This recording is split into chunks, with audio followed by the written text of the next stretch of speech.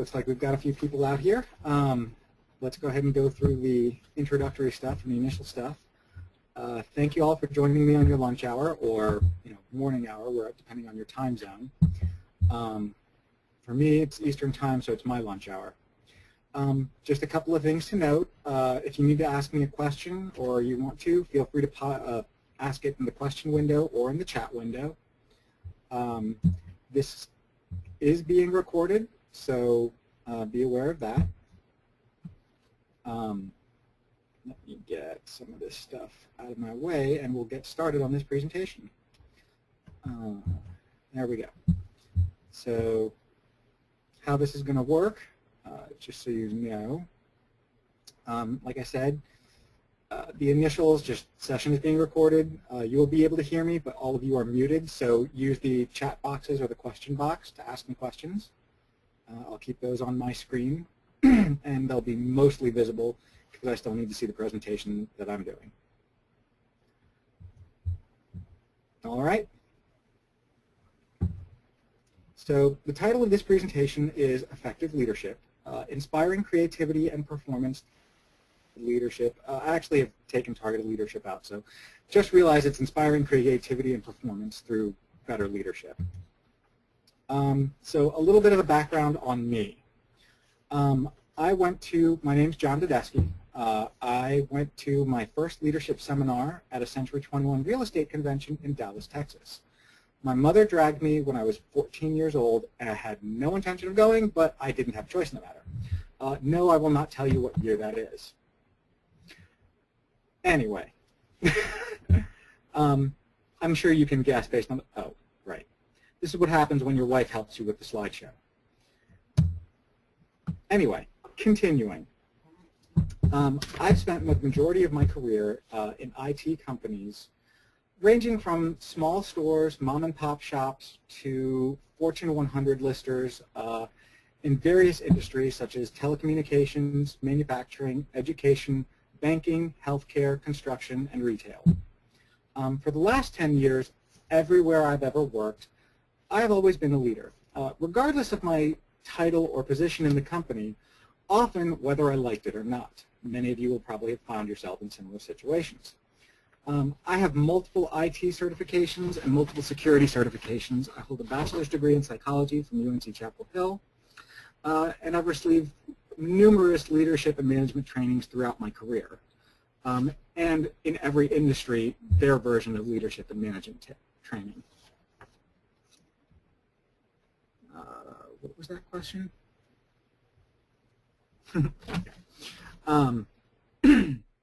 I'm telling you all this not to brag, but mainly to let you know this isn't my first trip around the block. If it were, I might look something like this guy. Anyway, enough about me. Let's actually get on to the good stuff now that we've given a few of the latecomers time to arrive. So what are we talking about? Effective leadership. So audience participation time. I'd like you to tell me, what you think leadership means, or what does it mean to be an effective leader?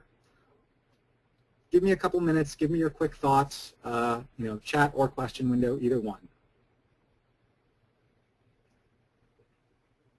This will not be the only audience participation, so I mean like that. So what does it mean? What does effective leadership mean to you?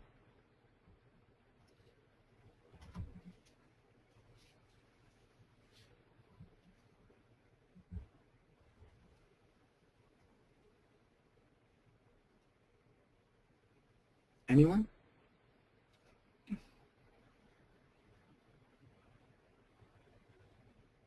Ah, there we go. Now they're rolling in. Leading by example. I think a good leader is someone who is willing to learn and nurture his or her team. Leadership for me means to get a bunch of people together leading toward a common goal. All right. All good thoughts?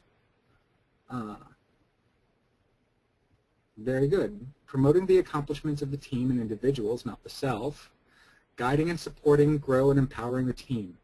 Oh, I think we got a good group here. All right. Well, thank you for the comments. And, Well, my goal is to give you some new, some tools and some new ways to think about leadership in general. Excuse me, just. So let's get on with the show. So the good news is all of you have the most important and most powerful tool you need to be an effective leader. No, not that tool. That would be helpful, but not the one we're looking for. Closer, we're not MacGyver. Yeah. There we are. That's the one. This right here. This is the most powerful tool that you can use. And you can use it to inspire and create. You can use it to, love and hate. I don't know, I'm expounding here. But really, your brain is what gives you creativity, imagination, inspiration. And this is what, the most important tool you have. This is the most important tool all of us have. There is nothing more important. So what do we need to do? Take care of this. So this is our best tool, in my opinion, to inspire creativity and improve your team's performance. So how do you do that? Be a person, not a title. All right, let that sink in for a minute. Okay. What does that even mean? What does it have to do with being an effective leader? Well, before I get there, you have to know where to start. The whole process begins with a single concept, searching for the why. And the why, as I call it, is the reason behind the things that get done. When it comes to people, there's typically a reason they do the things they do. If you can find out what motivates people, you'll have a better idea of how best to utilize their skills. You will also have a better idea of how to identify when someone on your team is behaving out of character and what to do about it, which can save you a lot of time in the long run. So we've been talking about it for years, be it at work, in the break room, at the bar, over Xbox Live. When did we stop being seen as people and start being seen as machines that churn out a product? Are we just robots that fix problems or make code or create marketing plans and nothing more? It's a trend that most of us hate, and the only way to push back is to remember that employees are people. And people are much, much more than what's on their LinkedIn profile. The solution to this is to get to know your people, both as individuals and as a team. That's what I mean when I say you have to be a person, not a title. Oops, sorry.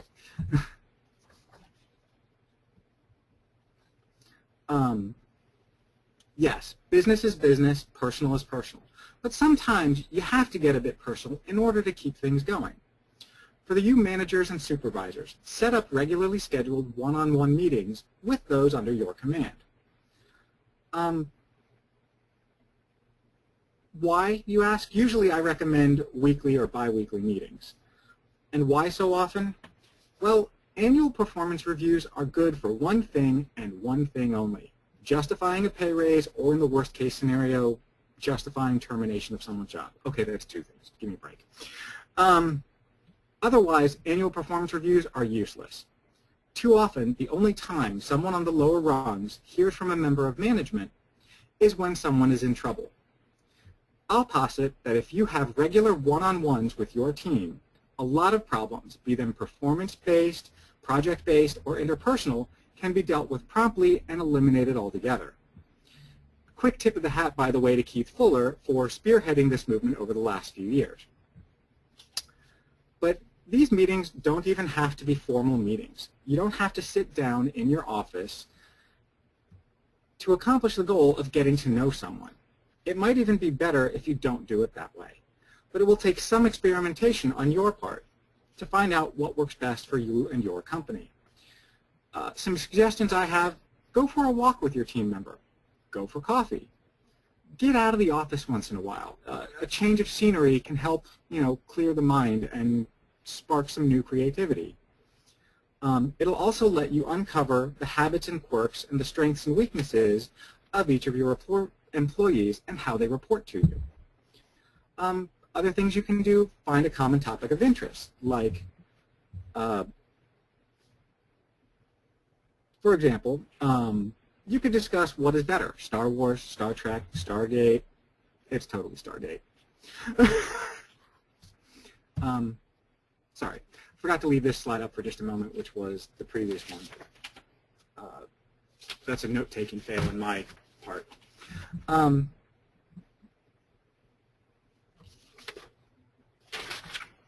There we go. But the most important thing when getting to know your employees and trying to understand a one-on-one meeting is to kind of observe them in order to ascertain the best way to work with each of them and guide them on the path to enlightenment, aka becoming better at their job. I see we have a question. How do you define an effective one-on-one meeting? Okay, I'll take a pause for a minute.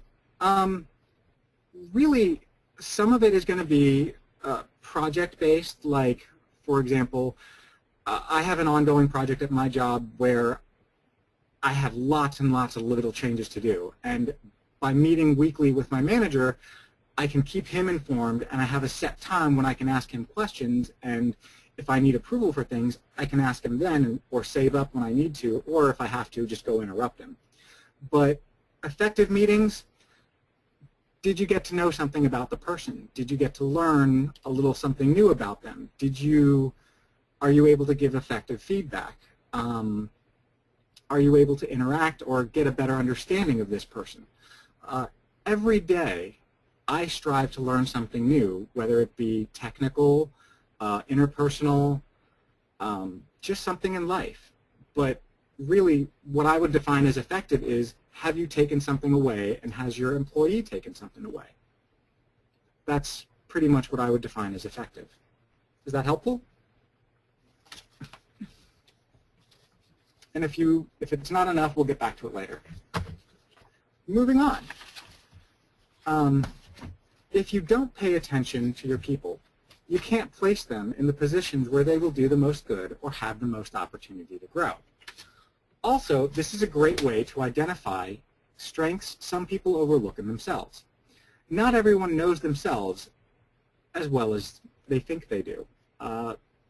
Just on a little sidebar, I've had, even recently, I still discover things about myself and how I learn. And sometimes, you as a manager are in a position to help people understand that, understand your employees and give them a little bit of feedback on, you seem to do better when you try X, Y, and Z, or when you have more structure or more, whatever it may be in each scenario. But that's just, how do I say this? Just pay attention.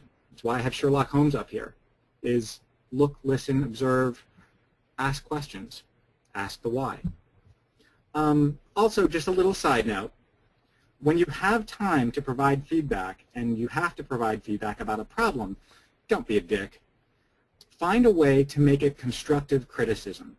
Most of the time, people already know when they've screwed up, and they're usually beating themselves up over it. So find a way to present it in a simple, easy fashion that makes it constructive criticism, not a bashing. Eventually, if your one-on-one meetings are weekly, you can cut back to bi-weekly or monthly meetings depending on your project schedule, your work demands, etc., and how you and the employee get along. I got along with my manager well enough that I frequently would just pop into his office for 5 or 10 minutes, and he cut us back from, weekly meetings to monthly meetings, and we still got communicating, enough communication because I wasn't afraid to stop in and talk to him.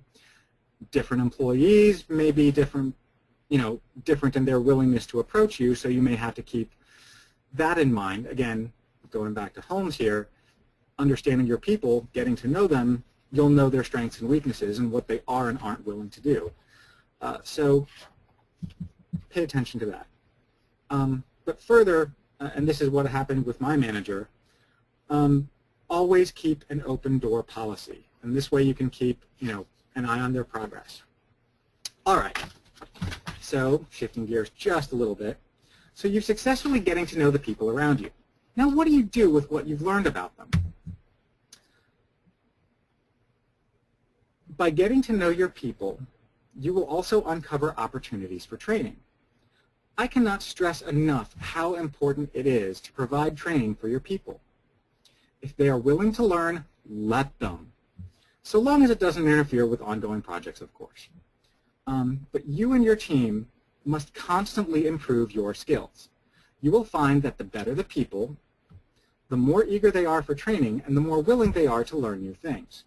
You are in a business which is very technically demanding. People always expect more from you each and every game you develop, and they always want to see you pushing the envelope. Encourage training by letting everyone carve out a little bit of time every week for learning. And a quick sidebar, for those of you who need to hire new people, please keep in mind the strengths and weaknesses of yourself and your team. And hire people who are strong where your team is weak. I know, sounds really simple, right? But you would be amazed at how many managers don't do this. So I'm going to tell you a little story about a time I asked why and how it turned out to be one of the best things I ever did in a leadership position. So not long ago, I worked as a lead desktop support technician at UNC Chapel Hill for 5 years. We participated in a program called the Federal Work-Study Program that provides government money to students who need financial aid while they earn valuable work experience doing jobs for the university. I affectionately referred to them as my minions. I miss my minions so much. During my first year there as a non-student, I had a work study who was, he was okay.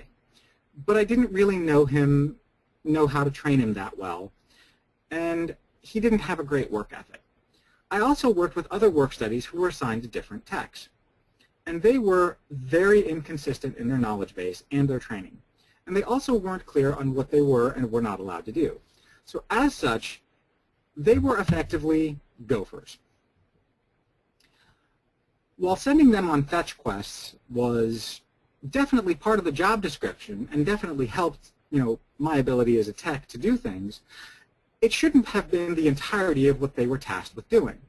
Frankly, they were too talented to be doing such menial work, and we were paying them too much just for them to look worse than Geek Squad.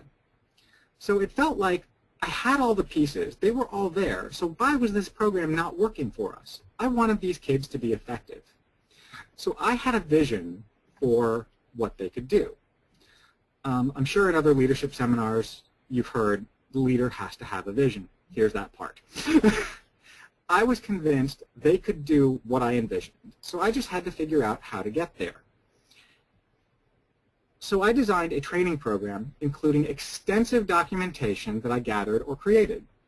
I made a couple of training videos for them in order to set expectations about performance, communication, and behavior. None of my predecessors, my department manager, or my department director had ever thought to do this, or they had never done this, or they had never even thought about doing that. I mean, they were just students after all, and most of them weren't even computer science students. So the results. 1 year later, the new work-study program increased their productivity 400%. They were closing more tickets, including more complicated tickets, and were receiving great feedback from customers in the field.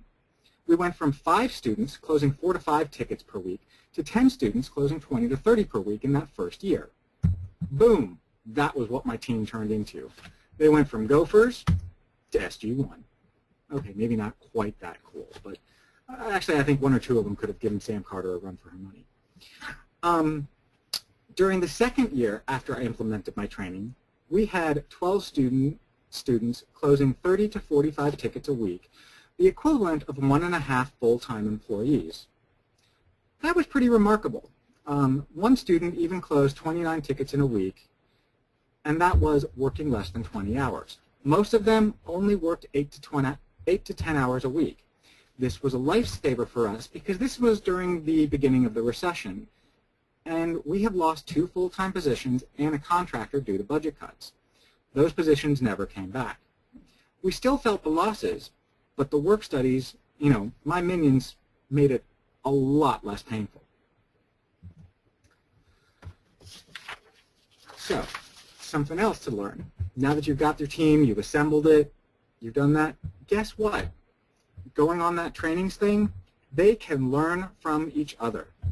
While I was managing those students, I had a call from someone that had a problem with a simple, with a share folder.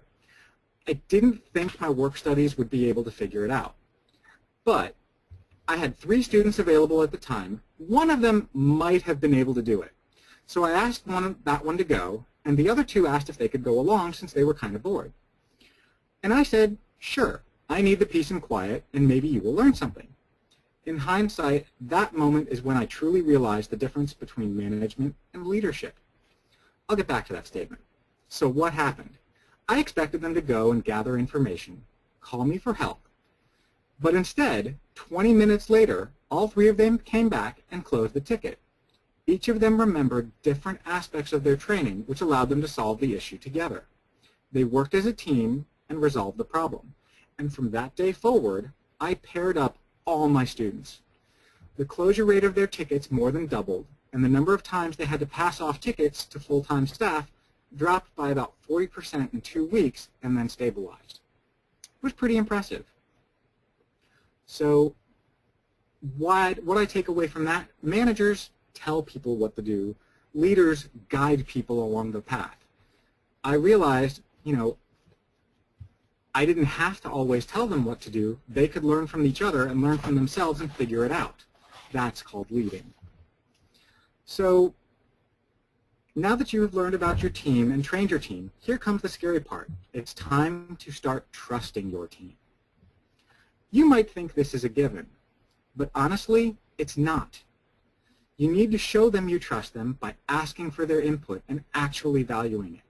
Until you have established trust, it'll be very difficult for you to take the next step, which is delegating. Tell your team that when they come to you with problems, to think of potential solutions to the problems as well. That way, they feel empowered to create solutions, and if they present good ones, it takes the workload off of you.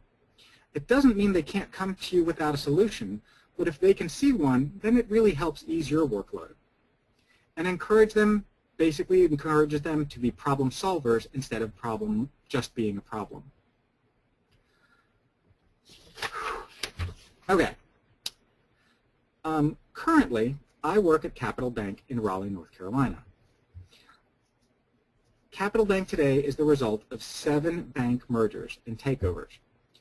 The IT environment when I started, to put it delicately, was a fracking disaster.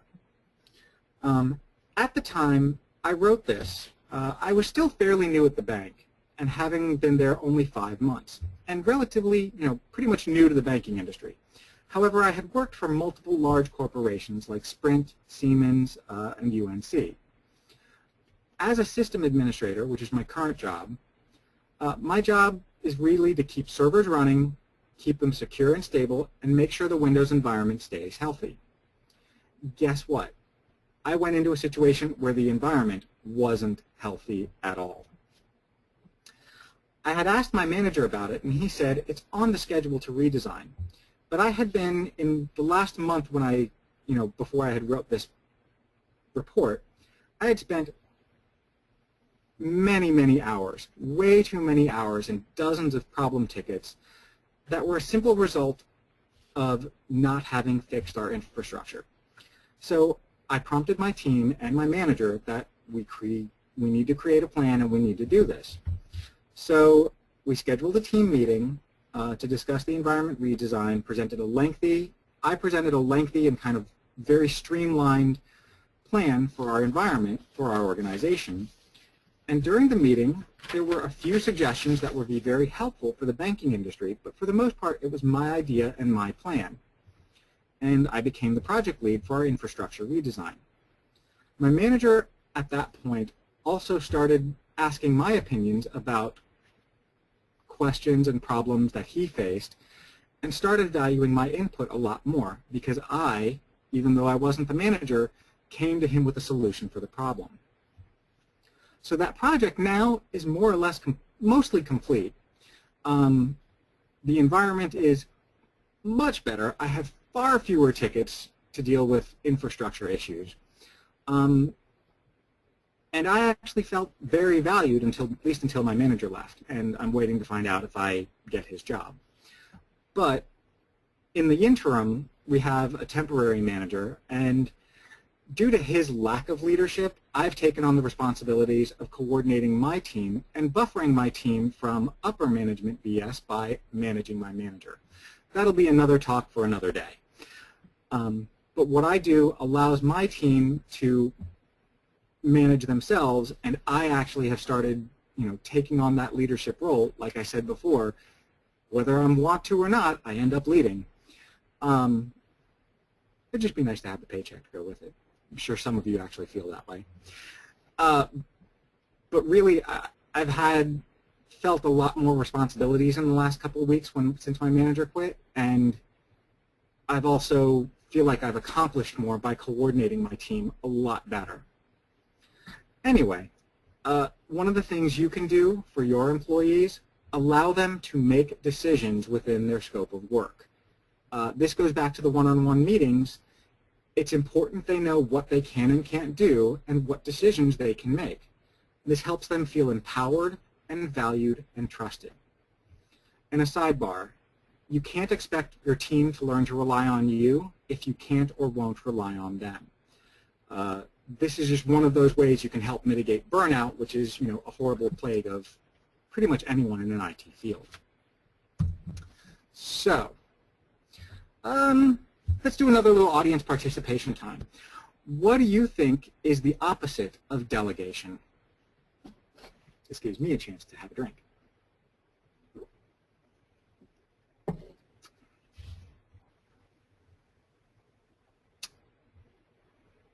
Ah, yes, micromanaging. Ding, ding, ding, ding, ding. Give those to a cookie. I don't have virtual cookies, but your browser's probably catching them right now. Anyway, micromanagement, or how to kill creativity and productivity in one fell swoop. I'm not going to touch on the comment where Steve Jobs was, an obsessive micromanager. That's kind of a special use scenario for another talk at another time. But for the most part, you all seem to know, you will probably all have experienced or seem to know what I refer to as micromanagement. So, I'm going to tell you a little bit of a story, another story about when I was working in a retail industry. And I'm going to tell you about Sheldor, the managerial barbarian. Names have been changed to protect the incompetent. Sheldor was all about the sale. You had to make sure every customer got exactly what they needed, as long as they, what they needed was in stock, and it added a couple of $100 to the sale, one way or another, even if they didn't actually need it. Sheldor was a great salesman, but he was not such a great manager, and certainly not a great leader either.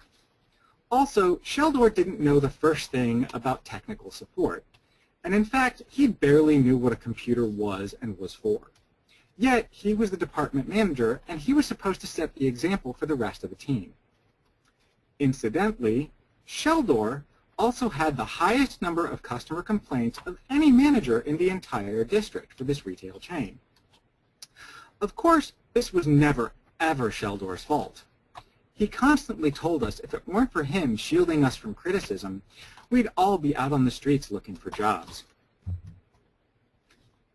While we are not all perfect little worker bees, we were all perfectly competent or better in our roles, and we all knew it.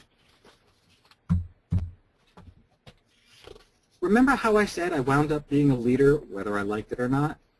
This was another one of those places where that happened. And my biggest fear when I realized this was turning into this guy. Nobody wants to be this guy. So what can you do to make yourself a better leader? Well, you're already off to a good start. Find ways to enrich and empower yourselves every day and in every way possible. I once had a manager tell me that he didn't care about my self-esteem. That wasn't his problem. He only cared about my self-respect. And at the time, I more or less agreed with him, but as I've gotten more experience leading and being led, I've come to realize, while it's not my job as a manager to fix someone's self-esteem, I have the tools and resources to help. I can switch hats and listen to them for, talk for a few minutes about their problems. I could even gently suggest that, they could talk to a counselor or some clergy, if appropriate. Because in the grand scheme of things, if someone doesn't have self-esteem, they aren't going to give their best at work, and they aren't going to focus. Another disclaimer, in case you weren't here when I signed on, I also have a psych degree, so that's kind of a bit like cheating for me. Another story I'm going to tell you is from a TED Talk. I'm sure most of you are already familiar with TED.com, but if you aren't, I would highly encourage you to visit the site.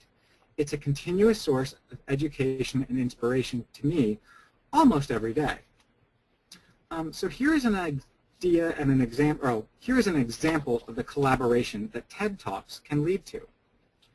Around 2008, Michelle Borkin, an applied physicist familiar with brain imaging techniques used in medicine, was speaking with an astronomer researching supernovas at a TED conference she was attending. The conversation led to the Astronomical Medicine Project, an interdisciplinary 3D visualization technique. This created improvements in both astronomical research and medical imaging, all from one conversation at a TED Talk. Basically, they realized they used very similar techniques, very similar algorithms in what they did, and they combined them and worked together, and the results improved imaging in both astronomy and physics. So why did I just tell you this story? Well, to show you how sometimes that things you can't imagine are possibly related really can be. Never underestimate the power of collaboration and teamwork. Go to conferences. Send your people to conferences. Conferences, while technically work, help to inspire and creativity and generally are considered a reward for your employees. Most employees think of conferences, as long as they're not presenting at a conference, as a partial vacation, since it breaks the routine of the office and offers them a chance to better their own skills and learn from others in the same time. So what can you do for yourself? Actually, let me give a pause. Networking, exactly, Tristan. Before I go on, any questions so far?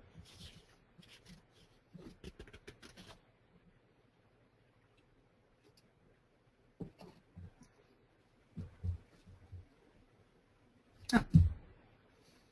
Doing well on time. Anyone? Anyone? Bueller? Bueller? No? Okay. We'll save your questions for the end then. So back to it. What can you do for yourself? This is probably more applicable in larger companies, but you can still do them in smaller companies. Ask for a 360 evaluation. 360-degree feedback is a method of systematically collecting opinions about an individual's performance from a wide range of coworkers. These can include peers, direct reports, the boss's peers, along with people outside the organization, such as customers.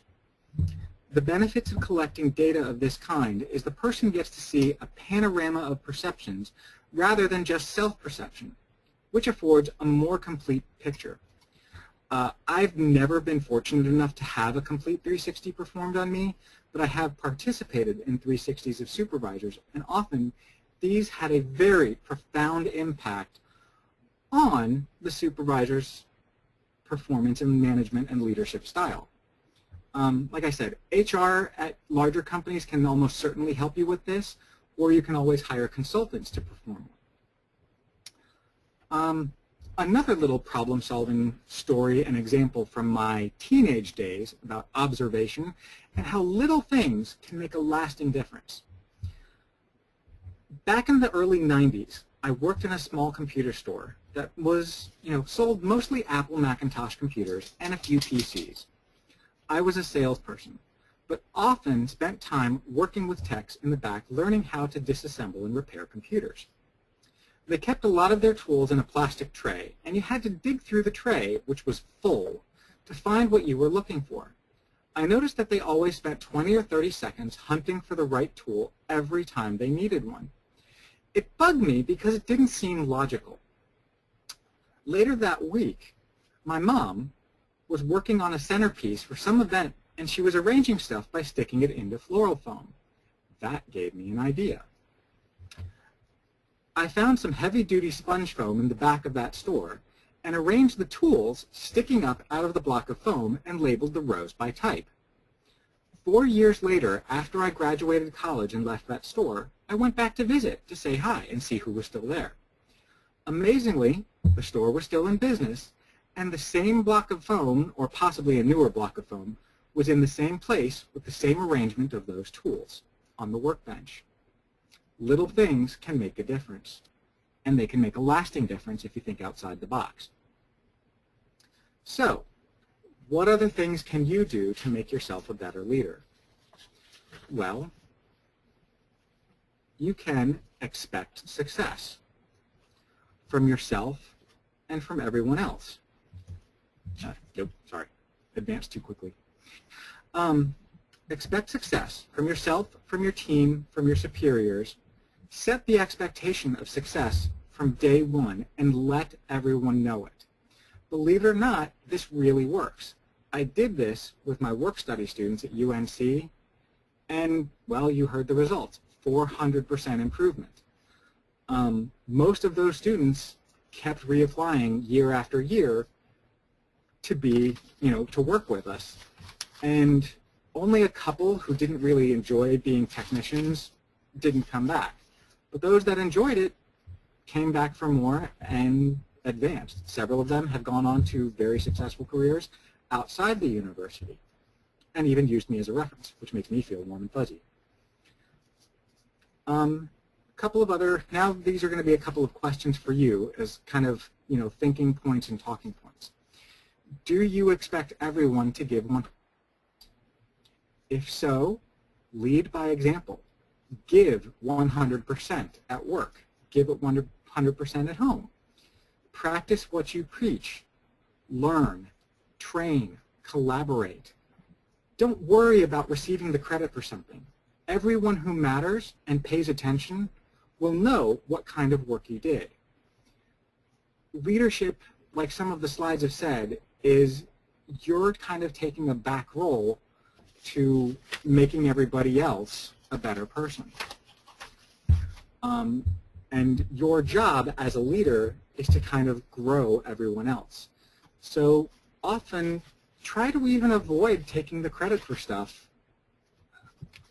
Give your people credit where credit is due, and take the credit for guiding and growing your team and the overall success. So let's take a minute to review.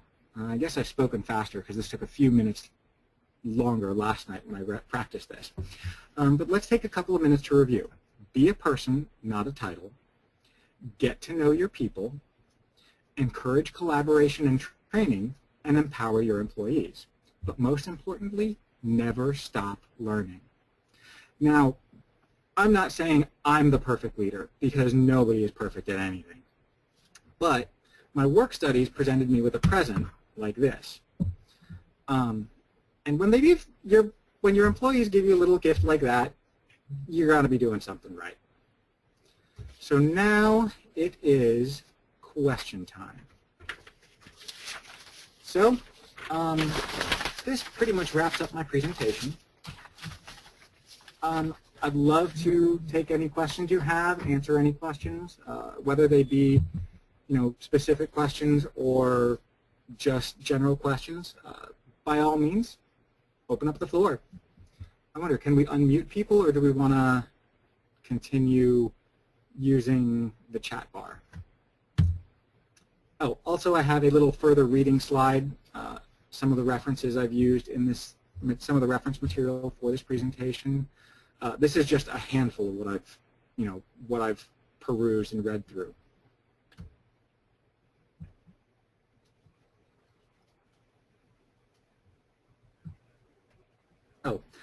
Raise your hands if you would like to ask a question.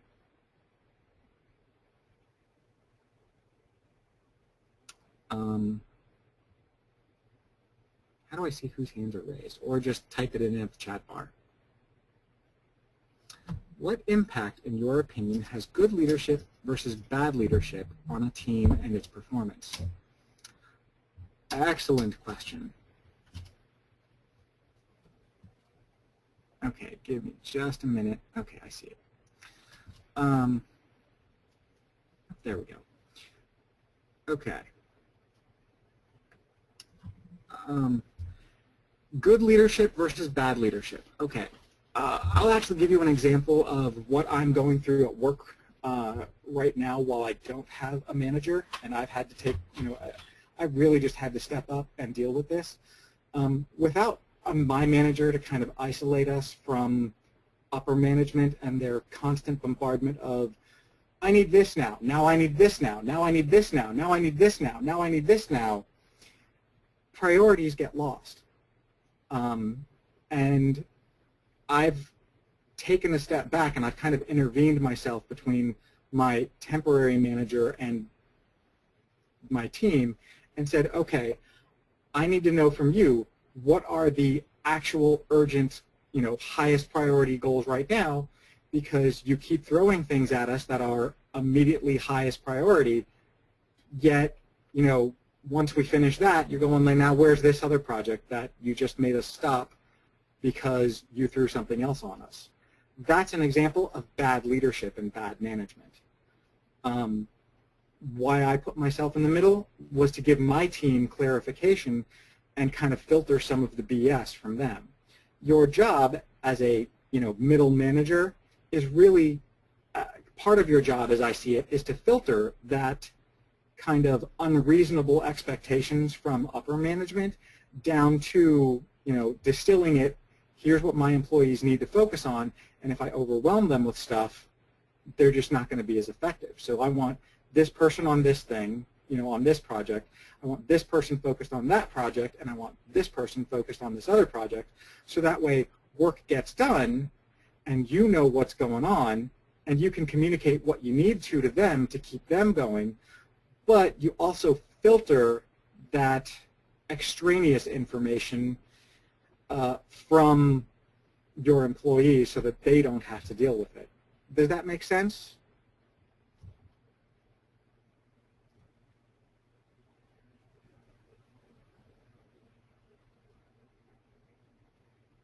Sorry, I'm also trying to figure out the attendees window. Fire away, since no one else is piping up. Also, please raise questions. Raise hands, ask questions. Go ahead and type it into the questions window if you have it.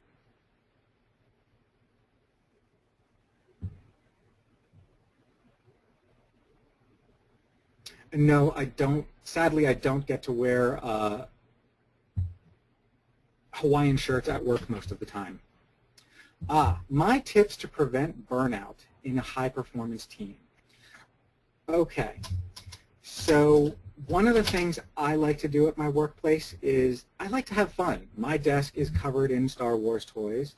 I keep a Nerf gun in case I think the day has been too rough. I will go around and shoot people with a Nerf cannon. I will, the other day after I had a particularly rough meeting with upper management, I grabbed one of my coworkers and said, come on, let's go for a walk. You can enjoy your cancer stick and I will stand upwind from you and we'll just go get some fresh air. And I didn't even talk about work. We just talked about, our kids, life, stuff like that.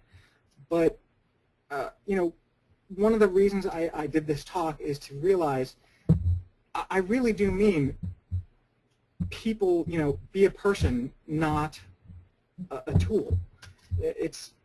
You've got to keep an eye on your team and try and pay attention to when they're burning themselves out. Sometimes, it's okay to say, hey, have you thought about going on vacation? hey, have you thought about taking a little time or maybe working from home? Hey, when's the last time you got up and, did something fun? Or if you see someone who's particularly stressed, just say, hey, let's go for coffee. You need to take a break from this. You're struggling with this project or you're struggling with this concept. Get away from it. Raise your hand if you've ever had the solution to a problem occur while you're in the shower. I know I have. Yeah, I see several hands raised now. I'm going to lower all the hands. Raise your hand again if you want to ask a question, or feel free to just type the question in the window. All right. When I spoke about micromanagement, all right, Madeline, I'm going to shift to another question. If you have more questions, I'll come back to you. When you spoke about micromanagement, as a leader, what do you do when someone creatively steps outside the original scope of designs and begins to miss key elements?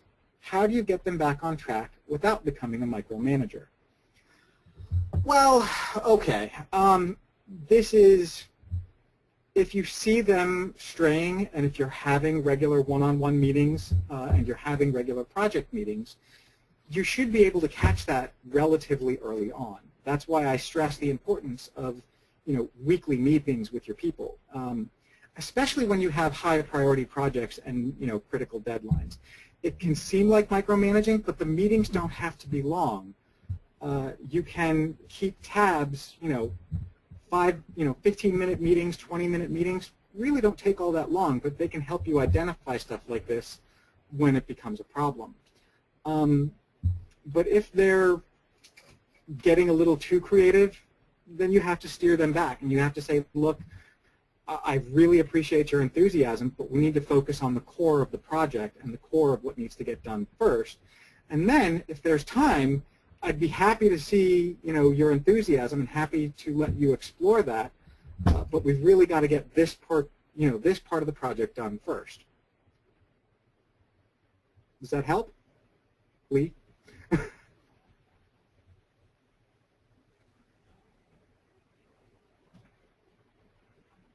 You're welcome.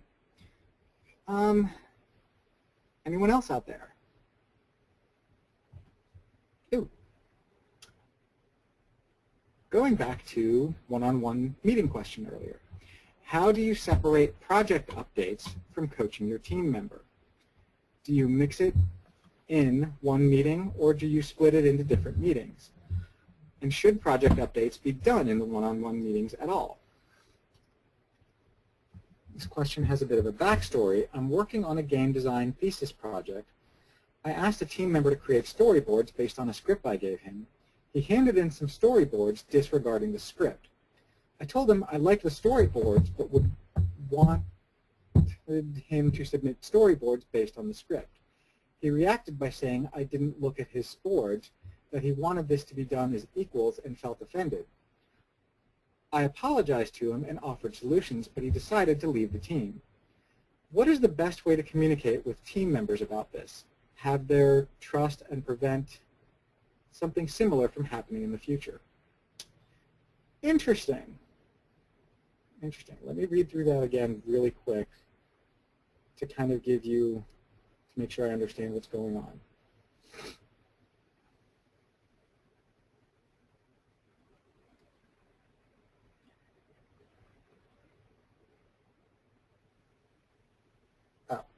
Hang on. I think it just, gotcha, okay.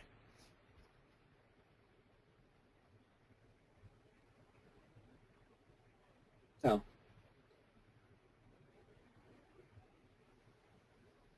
Okay, sorry. Thanks, Tristan. I didn't realize that. In terms of the one-on-one meetings, that's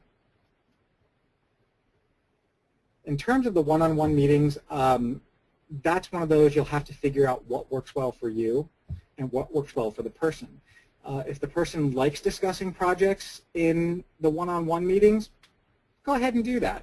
If the person seems to be more focused on how they're doing, their growth, what's going on in their life, get to know your people. Let them talk, let them vent, and let the project wait a minute, unless it's like super critical.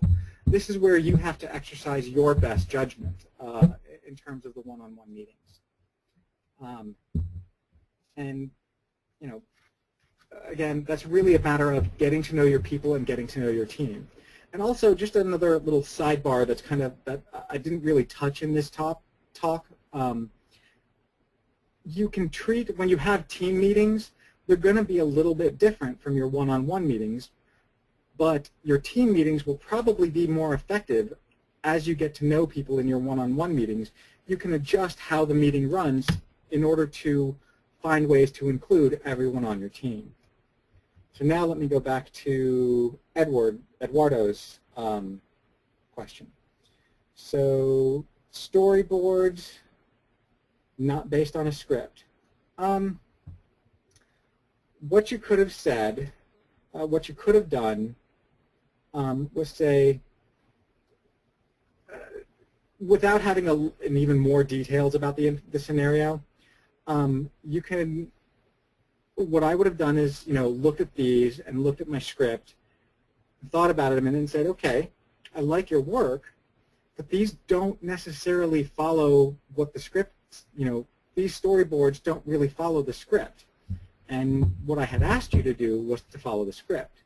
Now, you can't control people's reactions and how they interpret things. All you can really do is communicate your expectations. And you say, another way you could have done it was, maybe I didn't communicate this effectively the first time, but I really wanted your storyboards based on this script. So yes, you can't really fix the problem that happened, but you can realize what you can do, learn from that mistake or learn from that scenario, because it really wasn't necessarily a mistake. But you can learn from that and approach it a little bit more graciously, I would say. And it sounds like you did that, but the person was just taking everything a little too personally. So again, you can't control what other people do. And perhaps, and it sounds like in that scenario, you had kind of limited exposure with the person already, so you didn't really have a chance to get to know them and really prepare for how to deal with them. So in that situation, it would have been tough to kind of prevent that, but really softening the blow or finding a way to make it seem just a little bit more gentle, a little bit more easygoing, and say, I really needed this, based off of the story, needed the storyboards based specifically off the script that we had. Does that make enough sense to you? Is that helpful?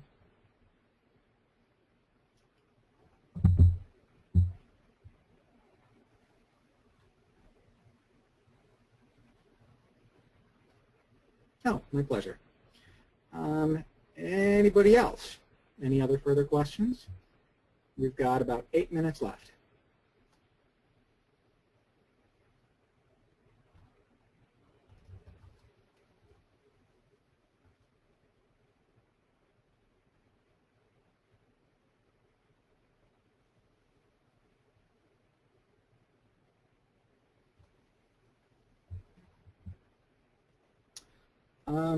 I think so. Tristan, can you answer that question? Because I can send those to you and to forward to the group, or I think we're going to post, will the presentation get posted with the audio recording, Tristan?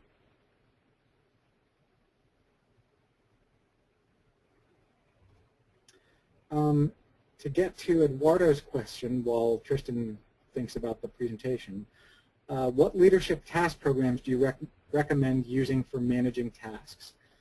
What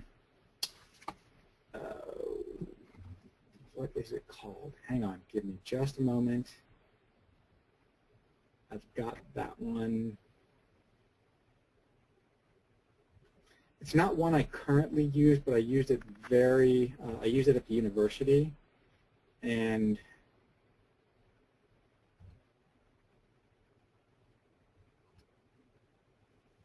Liquid Planner.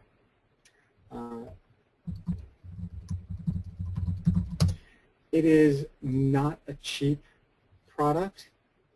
It is an online project management software, but it is incredibly good at tracking projects because it allows you to create a very high-level project, and then you set a certain amount of time for that project, you set a range, say, 300 to 600 hours. And then you can create subtasks, and then you can create subtasks of that. And then you can assign priorities, and you can assign people to the projects. It's kind of similar to Microsoft Project, only it's more interactive, and it's designed so that upper management, middle management, and project workers can see what's going on at all levels. And upper management and middle management have the ability to adjust and reprioritize and see the immediate effect on other projects and other steps in the project by shifting people's focus from one project to another. That's one of the good ones I've used in project management, and I recommend it also. Yeah, I guess it is a little bit like Scrum. I haven't done a lot with Scrum, not being a developer. What is the right decision when a member of the team is causing problems within the group? That's a great one. And that's probably going to wrap us up. And Lee, I don't know a lot about Scrum, so I can't really speak to that, but it sounds very similar. So in terms of the right decision when a member of the team is causing problems within the group, confront them about it. You don't have to be a jerk. Like I said, this is one of those, it's delicate, and you know, whether the problems are, a negative attitude or interpersonal, talk to the person. Find out what's wrong.